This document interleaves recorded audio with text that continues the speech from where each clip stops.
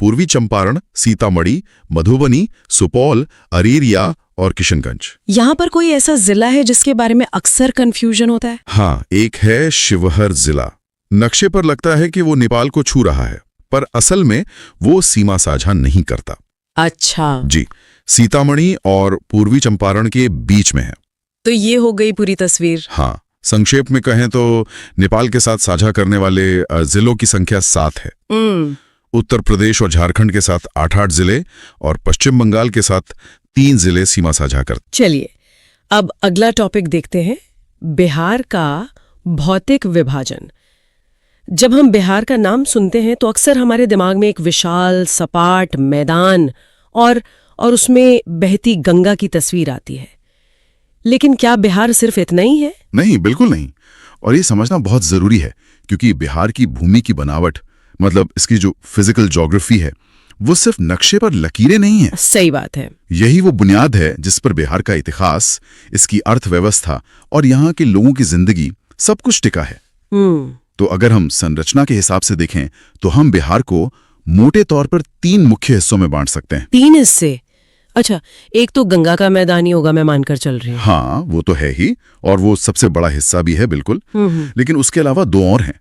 सबसे उत्तर में, मतलब नेपाल की सीमा से लगा हुआ शिवालिक श्रेणी का पहाड़ी इलाका है। पहाड़ी इलाका बिहार में? जी। फिर बीच में आता है गंगा का विशाल मैदान, जो बिहार का दिल है, और सबसे दक्षिण में है पठारी क्षेत्र।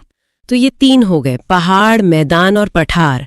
ये सुनने में बहुत दिलचस्प लग रहा है, क्योंकि बिहार की ये पहाड़ी पहचान ज्यादातर लोगों को पता ही नहीं होती।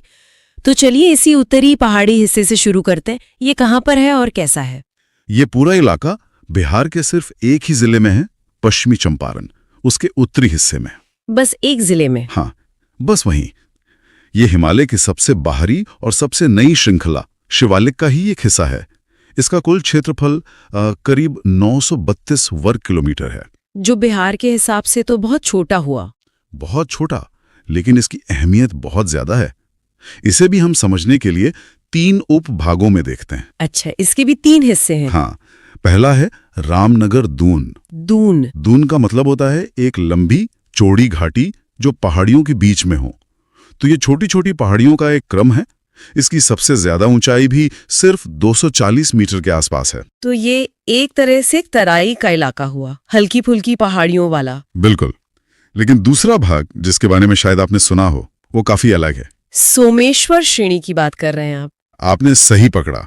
दूसरा और सबसे महत्वपूर्ण भाग है सोमेश्वर श्रेणी। इसका फैलाव भले ही सिर्फ 75 वर्ग किलोमीटर में है, लेकिन यही वो जगह है जो बिहार को उसकी सबसे ऊंची चोटी देती है। अच्छा। सोमेश्वर किले के पास इसकी ऊंचाई 880 मीटर तक पहुंच जाती है। और यही बिहार का सर्वोच्च स्थान है। 880 मीटर। ये तो बिहार की उस सपाट छनुक को पूरी तरह से तोड़ देता है। बिल्कुल। और इसका सिर्फ भौगोलिक ही नहीं, सामरिक महत्व भी है। वो कैसे? इस श्रेणी का जो ऊपरी हिस्सा है ना, वो भारत और नेपाल के बीच एक प्राकृतिक सीमा बनाता है। एक नेचुरल बॉर्डर? जी। और क्योंकि ये पहाड़ बहुत पुराने नहीं है, चट्टाने नरम है, तो नदियों ने इन्हें काटकर कई दर्रे, मतलब पासेस बना दिए हैं। जैसे सोमेश्वर दर्रा है, भिकना थोड़ी है, मारवा दर्रा है। तो ये दर्रे एक तरह से पहाड़ों के बीच बने हुए हाईवे हो गए। बिल्कुल सही कहा आपने। सदियों से ये दर्रे भारत और नेपाल के बीच आने जाने व्यापार का रास्ता रहे। और तीसरा उपभाग, हमने 2 की बात की, रामनगर दून और सोमेश्वर श्रेणी। इन दोनों के बीच में है दून घाटी। ओके। जिसे स्थानीय तौर पर हरहा घाटी भी कहते हैं। ये करीब 24 किलोमीटर लंबी घाटी है, जिसे हरहा नदी ने बनाया है। तो एक तरफ निचली पहाड़ियां, दूसरी तरफ ऊंची श्रेणी और बीच में ये घाटी। बिल्कुल, एक खूबसूरत तस्वीर बनती है। तो ये तो हुई बिहार की वो छोटी सी पहाड़ी सीमा। लेकिन जैसे ही हम इन पहाड़ियों से नीचे उतरते हैं, हम बिहार के असली दिल में दाखिल होते हैं। वो विशाल मैदान जिसने न सिर्फ इस राज्य का लगभग 96% हिस्सा घेरा है, बल्कि इसकी किस्मत भी लिखी है। बिल्कुल। बिहार के कुल क्षेत्रफल का लगभग 96.27% हिस्सा मैदानी है। इसलिए तो बिहार की पहचान ही एक मैदानी राज्य के तौर पर है। इस मैदान को गंगा और उसकी सैकड़ों सहायक नदियों ने लाखों सालों में अपनी लाई हुई मिट्टी, जिसे हम अवसाद कहते हैं, उससे बनाया है। और ये प्रक्रिया आज भी चल रही है ना? हाँ, ये रुकी नहीं है। हर साल बाढ़ के साथ नदियां नई मिट्टी लाकर बिछाती हैं। और इसी मैदान की एक खासियत है जो इसके लिए वरदान भी है और कह सकते हैं अभिशाप भी, और वो है इसकी ढाल। आपने सबसे अहम बात पकड़ ली। इस पूरे मैदान की ढाल बहुत ही कम है, औसतन सिर्फ 6 सेंटीमीटर प्रति किलोमीटर।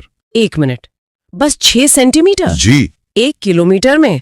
इसका मतलब है कि अगर हम 1 किलोमीटर आगे जाएं तो जमीन सिर्फ उंगलियां जितनी ही नीचे जाएगी। एकदम, ये तो लगभग सपाट ही हुआ। और इसीलिए बाढ़ आती है। यही वजह है, जब मानसून में नदियों में नेपाल और तिब्बत से भारी मात्रा में पानी आता है तो इतनी कम ढाल की वजह से वो तेजी से बहकर निकल नहीं पाता।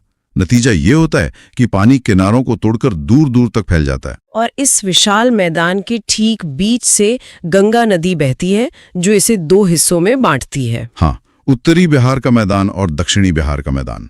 और ये सिर्फ भौगोलिक बंटवारा नहीं है, इन दोनों मैदानों का चरित्र, इनकी प्रकृति भी एक दूसरे से काफी अलग है। तो पहले उत्तरी मैदान की बात करते हैं। इसका चरित्र कैसा है? उत्तरी मैदान का क्षेत्रफल करीब 56,980 वर्ग किलोमीटर है। इसकी ढाल उत्तर पश्चिम से दक्षिण पूर्व की ओर है। इस मैदान को बनाने का श्रेय गंगा की उत्तरी सहायक नदियों को जाता है, जैसे घाघरा, गंडक, बूढ़ी गंडक, बागमती, कोसी और महानंदा। ये सारी नदियां हिमालय से निकलती हैं। तो अपने साथ बहुत सारा पानी और गाद लाती होंगी। बिल्कुल, और इन नदियों की वजह से यहाँ दोआब भी बहुत बनते हैं, है ना? हाँ, दोआब यानी 2 नदियों के बीच का उपजाऊ क्षेत्र। जी, यहाँ घाघरा गंडक दोआब है, गंडक कोसी दोआब है और कोसी महानंदा दोआब। गंडक और कोसी के बीच का जो इलाका है उसे हम मिथिला क्षेत्र के नाम से भी जानते हैं। और जैसे कोसी का नाम आता है, एक ही बात याद आती है, बिहार का शोक। इसे ये नाम क्यों मिला? ऐसा क्या करती है ये नदी? कोसी की सबसे बड़ी दिक्कत यह है कि वो बहुत अनुशासनहीन नदी है। अनुशासनहीन? हाँ, वो अपना रास्ता बदलने के लिए कुख्यात है। हिमालय की ऊंचाई से जब वो मैदान में उतरती है तो अपने साथ इतना ज्यादा मलबा लाती है कि उसका अपना ही रास्ता बंद हो जाता है। अच्छा, तो फिर पानी कहीं और से रास्ता बनाता है? हाँ, फिर पानी रास्ता बदलने पर मजबूर हो जाता है। लगभग हर साल एक नया रास्ता खोज लेता है। नतीजा ये होता है कि जिन इलाकों में लोगों ने कभी बाढ़ नहीं देखी होती, वहां अचानक सब कुछ डूब जाता है। ओह, इसी अप्रत्याशित स्वभाव के कारण इसे बिहार का शोक कहते हैं। बिल्कुल।